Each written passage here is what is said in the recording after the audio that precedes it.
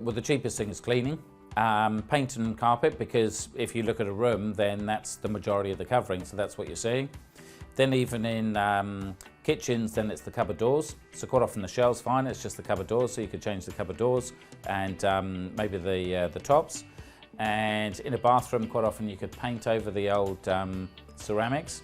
So there's a lot of modern paints these days that almost bring it up like new. But quite often when I'm doing it, so in the early days I'd do a cosmetic thing, sand the floors and those kind of things. Whereas now I'll just go in and gut the whole thing.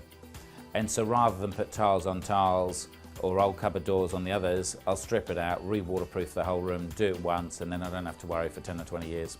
And so sometimes it's a case of do it once, do it properly, take it back to bare walls. Otherwise, you put tiles on tiles and it still leaks and you don't know where it's coming from. But lots of people will do different things. You can go and buy second-hand kitchens, you can go and trawl the various second-hand stores or go and find deals. So look, it really does depend where you are. And again, as if you're renovating $1 million property, you'll do different quality to if you're buying a 200 grand property. But roughly on the $1 million ones is kind of paint and carpet. You could be spending 5 or 10 grand playing around with that. Kitchens or bathrooms are quite often maybe 20 or 25 grand each, depending on the sizes. And then obviously you've got insurances like fittings, all of those kind of things. And so it can add up. But the main thing is you want to do is almost get a valuation now of what the property's worth, get a valuation as to when it's complete, take one from the other, and that's the value you're creating. He'll just know what other comparable renovated properties go for.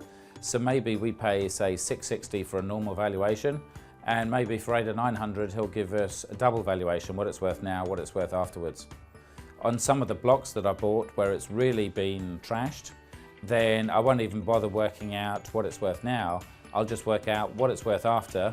I've got my building quote, I'll take one from the other and say, well, it's worth paying up to that amount of money.